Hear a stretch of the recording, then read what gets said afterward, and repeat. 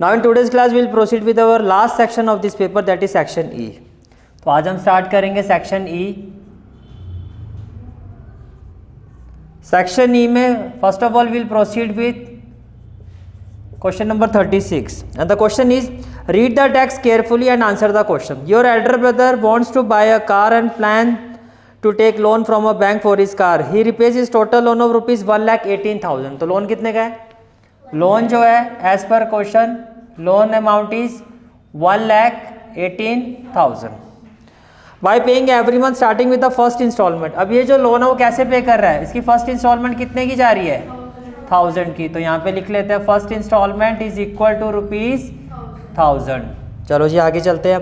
If he increases the instalment by rupees 100 every month, यानी कि हर महीने 100 रुपीज़ बढ़ती जाएगी, यानी कि जो सेकंड इंस्टॉलमेंट होगी फिर वो कितने की होगी? 1100 की। जो थर्ड इंस्टॉलमेंट होगी वो कितने की होगी? वो होगी 1200 की। तो आप देख सकते हो एपी है, 100 रुपीज़ का डिफरेंस है। ये तो क्लियर हो गया एपी है, ठीक है। Find the amount paid by him in the 30th instalment. 30th instalment में कितना अमाउंट पे करेगा? Amount paid in 30th installment, amount paid in 30th installment, amount paid in 30th installment। देखो अगर मैं 30th installment की बात करता हूँ दैट इज A30 बोल सकता हूँ ना, यानी 30th term is equal to A30 and it will be equal to A plus 29D। It will be equal to A plus 29D।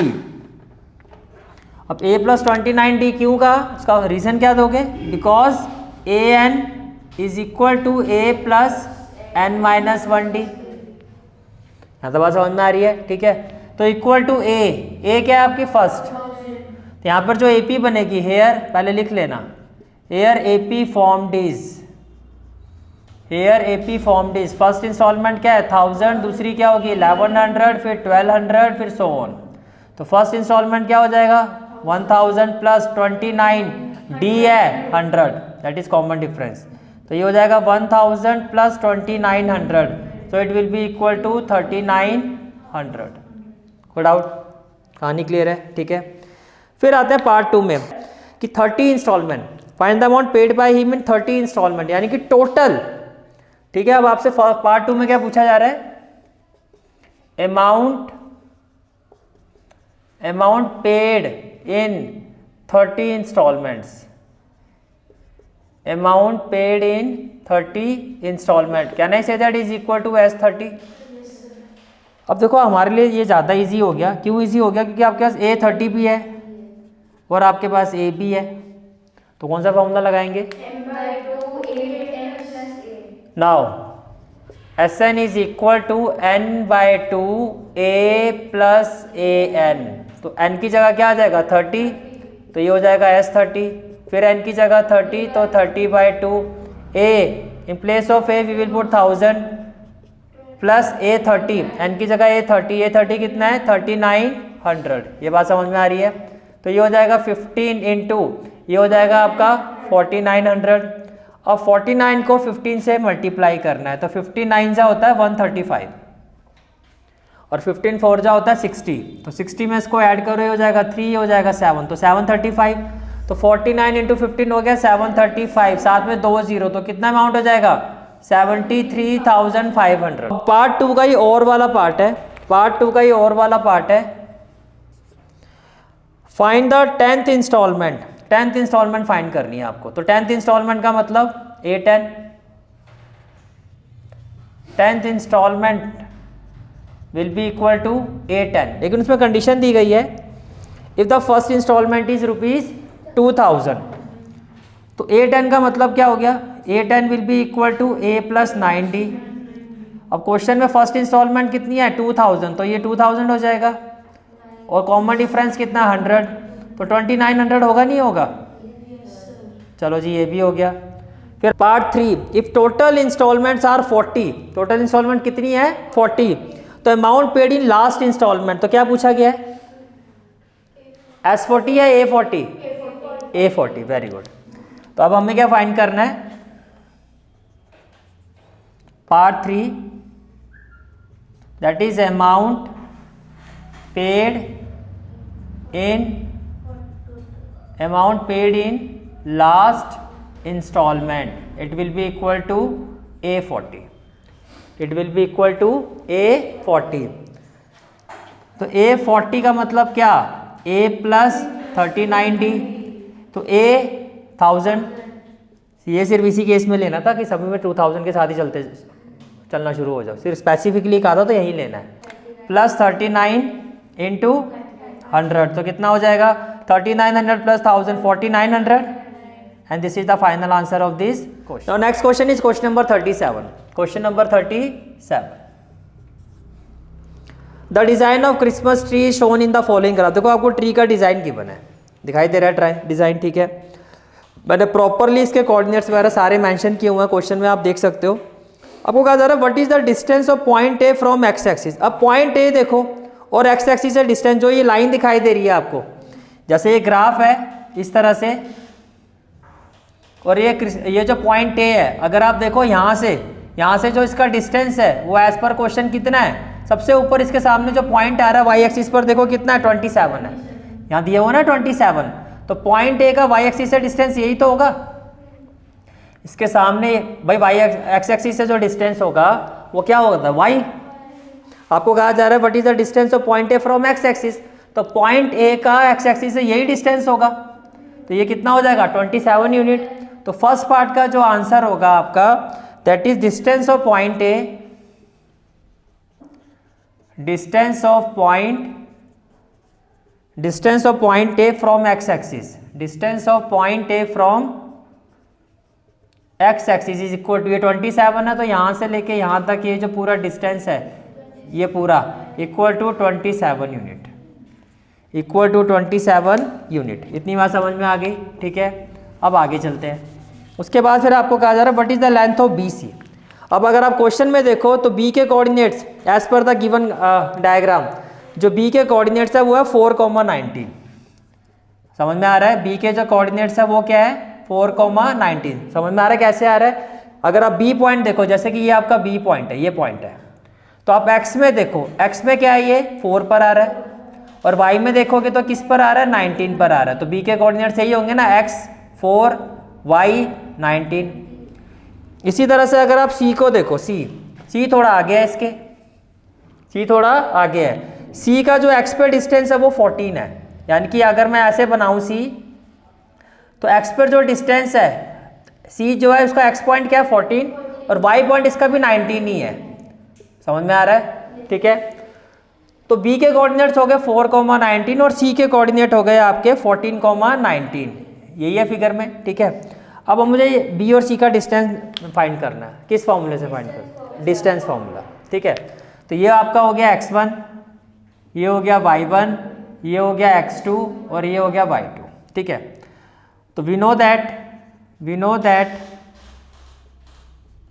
Bye distance formula, by distance formula, तो जब आप B C find करोगे तो it will be equal to square root of x2 minus x1 whole square plus y2 minus y1 whole square, कुछ ऐसे होगा, ठीक है। तो जब आप बी सी की वैल्यू फाइंड करोगे, B C it will be equal to x2 14 minus 4 x2 minus x1 whole square plus y2 that is 19 और y1 भी 19 है। इतनी बात समझ में आ रही है। 14 माइनस 4 कितना होगा 10, 10 का स्क्वायर 100 और 100 का स्क्वायर रूट क्या हो जाएगा 10, तो सीधा लिखूं 10 यूनिट, तो ये इसका आंसर हो गया। यहाँ तक कोई डाउट है तो बताओ, क्लियर है यहाँ तक, ठीक है। इसके बाद आपसे पूछा जा रहा है what is the parameter of trunk LMPN। देखो LMPN जो है आपका कुछ है, ये हो गया आपका, ये इस तरह से आपको पॉइंट गिवन है। अगर मैं थोड़ा फिगर को अगर आप ध्यान से देखो तो ये आपका L है, ये M है, और इस तरह से आपको क्या गिवन है N, और यहाँ पर गिवन है आपको P। समझ में आ रहा है, ठीक है।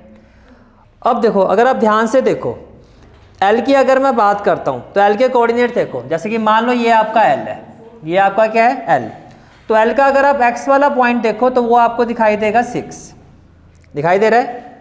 L का अगर X वाला पॉइंट देखो तो क्या दिखाई दे रहा है 6, और इसका Y वाला पॉइंट देखो तो 4। एल जो है वो एक्स वाला पॉइंट एल का क्या है 6 है और वाई वाला 4 है, तो इसका मतलब जो एल के कोऑर्डिनेट्स हैं वो है 6,4, वो क्या है 6,4।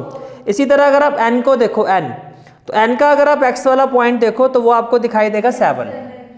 मान लेते हैं ये आपका एन है, तो इसका जो एक्स वाला पॉइंट है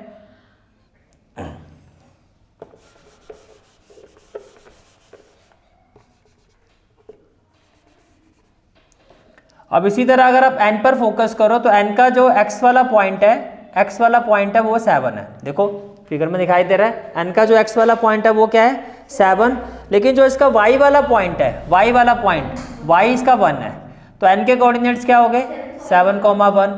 तो मैंने यहाँ पर लिखा 7,1, यहाँ पे क्या लिखा 7,1। इतनी बात समझ में आ रही है? ठीक है। उसके बाद देखो ये तो हो गया आपका ये।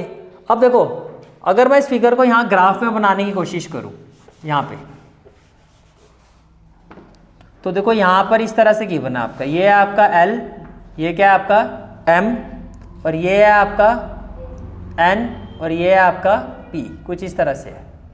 ये बात समझ में आ रही है? ठीक है। जिसमें हमारे पास L के कोऑर्डिनेट्स क्या आ गए 6,4 और N के कोऑर्डिनेट्स क्या आ गए 7,1। ठीक है। उसके बाद अगर आप आगे चलो देखो एल एम, अगर आप देखो L का x कितना है, L का x पॉइंट क्या है 6, तो L बेसिकली यहाँ पर है 6 के ऊपर, है ना।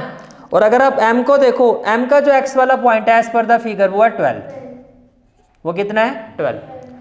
तो L 6 पर लोकेट कर रहा है, M 12 पर लोकेट कर रहे हैं, दोनों के बीच का डिफरेंस कितना हुआ 6 ही तो हुआ। तो LM तो मेरे पास आ गया 6 यूनिट, LM मेरा कितना हो गया 6 यूनिट। ये मैंने फिगर में यही चीज़ दिखाई है आपको, ये बात समझ में आ रही है। इसी तरह आप N को देखो, N का अगर आप देखो x वाला पॉइंट, N का x वाला पॉइंट कितना है आपका, N का 7 है, N का कितना है 7। और P का अगर आप देखो, P का जो है 11 है, P का जो x वाला पॉइंट है ये इससे थोड़ा पहले है, तो P का कितना है 11 है। तो ये है 11 पर, ये है 7 पर, तो 7 और 11 के बीच का डिफरेंस 4, तो भैया NP भी आ गया हमारे पास 4 यूनिट। NP भी कितना आ गया 4 यूनिट। मेरी बात समझ में आ रही है? ये क्लियर होगी बात आप लोगों को? ठीक है। अब आप ये समझो, देखो LM आ गया, कितना आ गया 6 यूनिट, तो मैंने यहाँ पे लिखा LM is equal to 6 unit, और NP भी आ गया मेरे पास, कितना आ गया 4 यूनिट। तो मुझे सिर्फ अब ये फाइंड करना है। ठीक है। तो क्या मैं LN फाइंड कर सकता हूँ? क्या मैं LN फाइंड कर सकता हूँ? LN में डिस्टेंस फॉर्मूले से फाइंड कर सकता हूँ। What about MP? MP कैसे फाइंड करोगे? What about MP? MP का x बताओ क्या है? M का x क्या है 12, M का x कितना है 12, और M का y बताओ 4, तो ये हो गया 12,4। कितना हो गया 12,4। P का तो अभी आपने देखा था, P का जो x है वो कितना है 11, कॉमा कितना है 1, 11,1।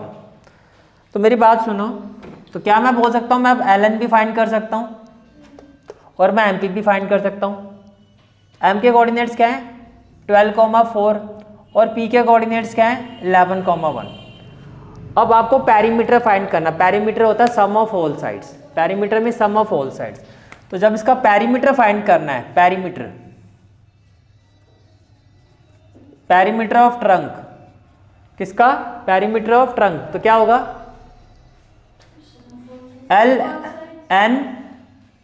LM PN है, क्या है क्वेश्चन में क्या बोला है?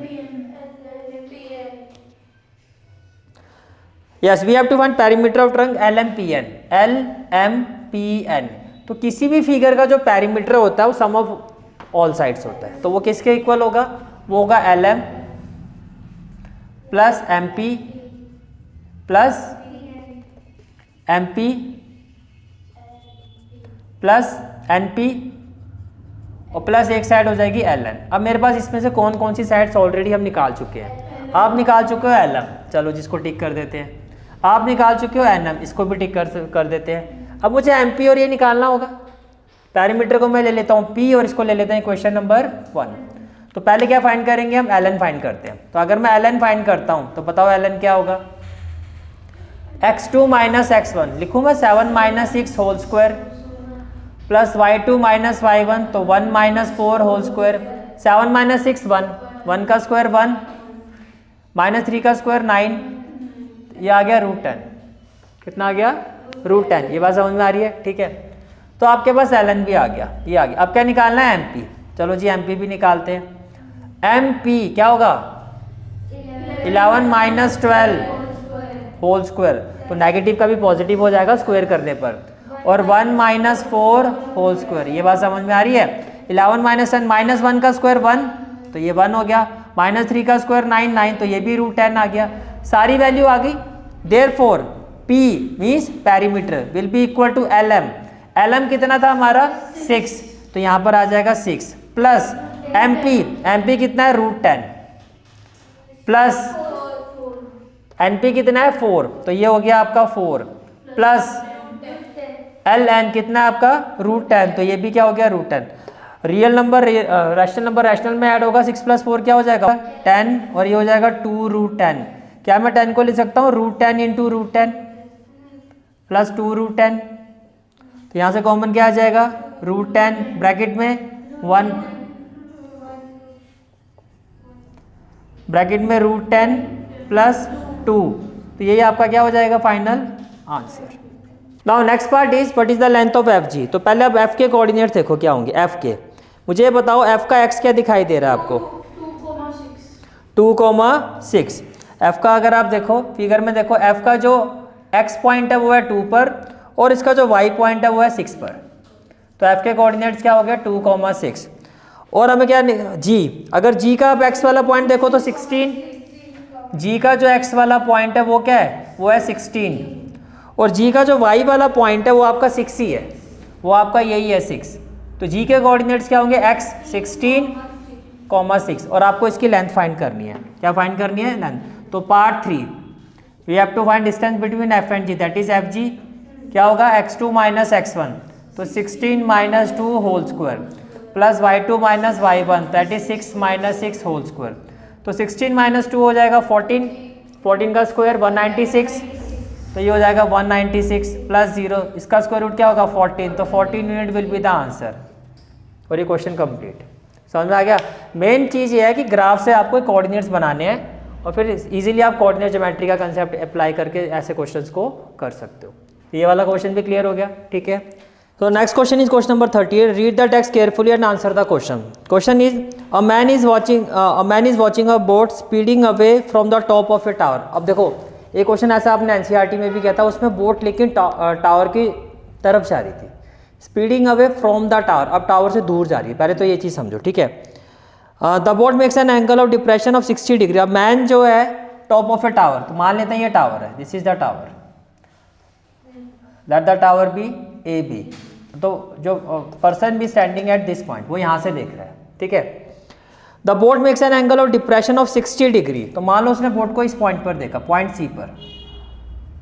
सी पर देखा तो एज पर क्वेश्चन एंगल ऑफ डिप्रेशन कितना है। जब उसने इसको देखा तो कितने एंगल ऑफ डिप्रेशन से देखा है 60 डिग्री। तो ये जो लाइन है आपकी विद रिस्पेक्ट अब डिप्रेशन होता है कि इमेजिनरी लाइन लेंगे इसके साथ ये एंगल कितना होगा 60 डिग्री ये एंगल कितना होगा 60 degree.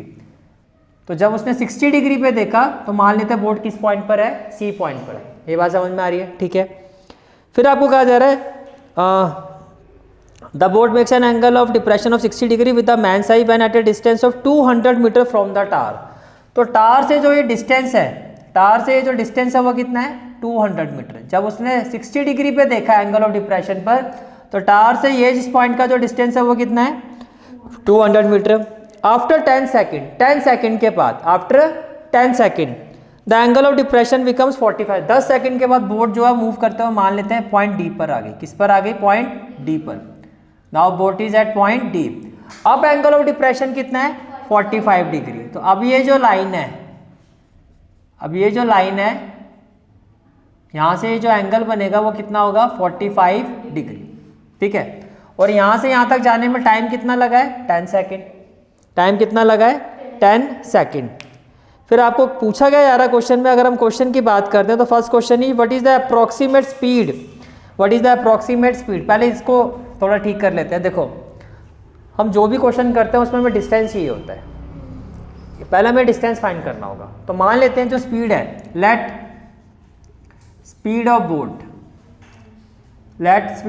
B x, let the speed of boat be x। अब आपको पता है स्पीड इक्वल टू क्या होता है, डिस्टेंस अपॉन टाइम। तो डिस्टेंस इक्वल टू क्या हो जाएगा, which implies distance is equal to speed into time. अब स्पीड को आपने x लिया है और यहां से लेके यहां तक टाइम कितना लगा है, 10। स्पीड इक्वल टू क्या होता है, डिस्टेंस इक्वल टू क्या होता है, speed into time. Distance equal to क्या होता है, speed into time. Therefore distance covered by boat from C to D which is equal to CD। Now ये जो CD डिस्टेंस है किसके इक्वल होगा, स्पीड। तो स्पीड तो कितनी है x और टाइम कितना लगा 10, तो कहना से दैट 10x मीटर। तो ये डिस्टेंस कितना हो गया हमारा 10x, ये डिस्टेंस कितना हो गया 10x। अब देखो by alternate interior angle property, अगर ये 60 है, ये 60 है तो ये भी कितना होगा 60, और ये अगर 45 है तो ये भी कितना होगा 45, ये भी कितना होगा 45। हाइट ऑफ टावर को मैच ले लेते हैं, हाइट ऑफ टावर को क्या ले लेते हैं h। Let height of tower A B h metre. Height कितनी ले लिया आपने, h मीटर। कितनी बात समझ में आ रही है, height of the tower A B h metre, ये भी हो गया। अब फर्स्ट पार्ट में क्या फाइंड करना है आपको, स्पीड, और वो भी किस में फाइंड करनी है, किलोमीटर पर आवर। पहले तो मीटर पर सेकंड में ही आएगा, फिर उसको कन्वर्ट करेंगे किलोमीटर पर आवर में। ओके, तो अब ये देखो कि मैं अगर इस ट्राइंगल को लेता हूँ, in right triangle A B C, in right triangle A B C, in right triangle A B C, तो tan 60 degree, tan 60 degree equal to क्या होगा, P that is AB by B that is CB। तो AB कितना है आपका H और CB कितना है आपका 200, और tan 60 क्या होता है √3, तो ये हो गया H/200। तो हाइट ऑफ टावर या आपका 200, क्या हाइट ऑफ टावर पूछा है क्वेश्चन में, तो पार्ट थर्ड हो गया आपका। ये आंसर किसका आ गया आपका, पार्ट थर्ड का, that is height of tower. Height of tower is equal to h is equal to 200√3 metre.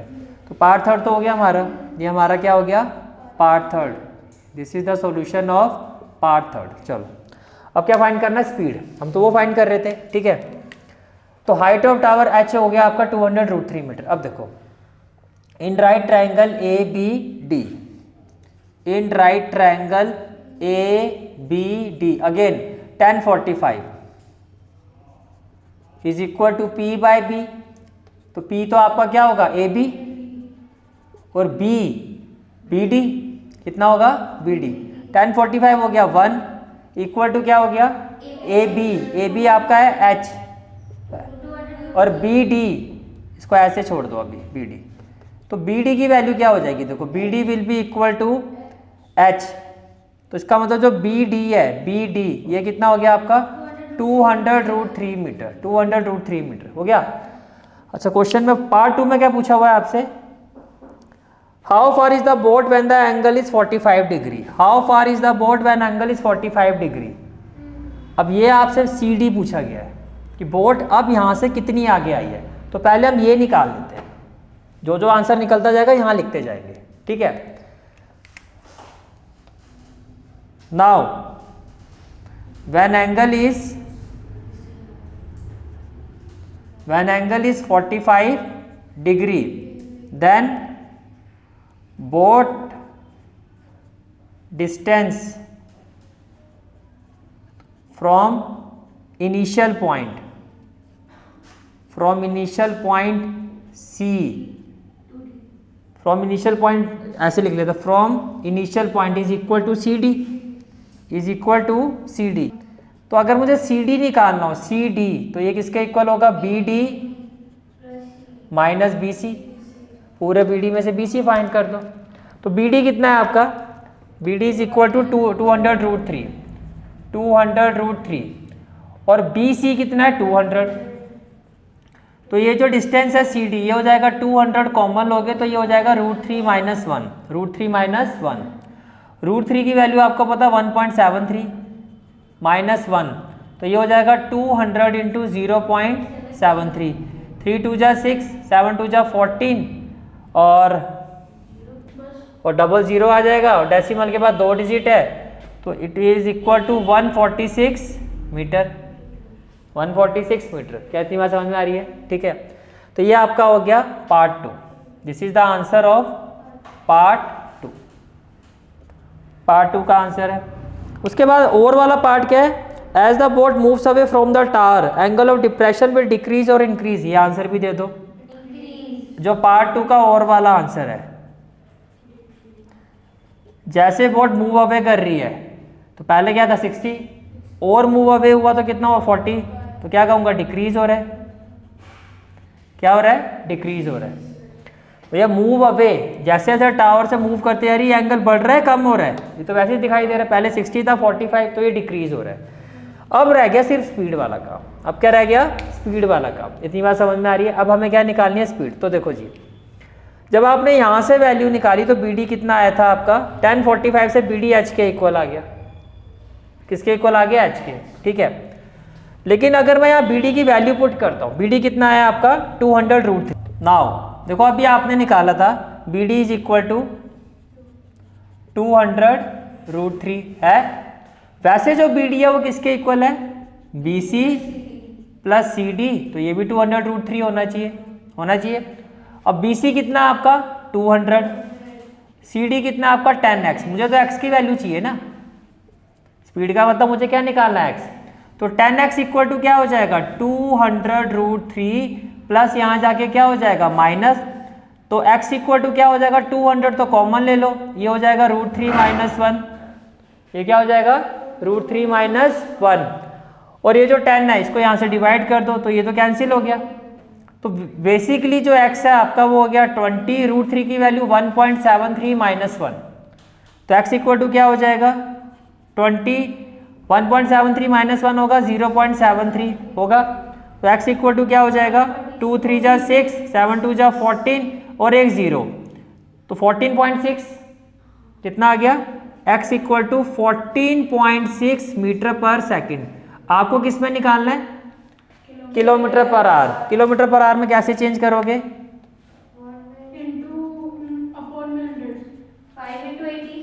5/18 होता है, 18/5, 5/18 होता है किलोमीटर पर आवर से मीटर पर सेकंड के लिए 5/18। लेकिन यहाँ पे क्या करोगे 18/5। तो अगर मैं इसको 18/5 से मल्टीप्लाई कर दूंगा तो ये मीटर पर सेकंड क्या हो जाएगा किलोमीटर पर आवर। अब कुछ कैंसिल होगा यहाँ पर, डेसिमल रिमूव कर दोगे तो क्या आ जाएगा 10, ये हो जाएगा 2 5 जा 10 और 2 9 जा 18 और कुछ होगा नहीं होगा। तो 146 को 9 से मल्टीप्लाई कर दो, 9 6 जा 54, 9 4 जा 36 और 5 41, 9 1 जा 9 और 4 13, कितना आ गया 1314, कितना आ गया 13 और 1314 को 25 से डिवाइड कर दो तो 25 4 जा तो होता है 100 और 25 5 जा होता है 125 क्योंकि 6 पर तो 150 पे चले जाएगी बात। 11 - 5 कितना हो जाएगा 6, ये हो गया 64। 25 2 जा 4, 6 - 5 1 आएगा, यहाँ पे क्या आ जाएगा 0 और यहाँ पे क्या आएगा अगेन एक किस पर जाएगा आपका 5 पर, कितना हो जाएगा 125। 10 - 5 कितना हो जाएगा 5, 3 - 2 कितना हो जाएगा 1 और 0, 25 6 जा 150। तो बेसिकली स्पीड जो है आपकी वो कितनी आ जाएगी 52.56 kilometre per hour, that is speed which is equal to x is equal to 52.56 kilometre per hour. और ये आपका आंसर हो गया पार्ट 1 का। ये आपका आंसर किसका हो गया पार्ट 1 का। बात समझ में आ रही है?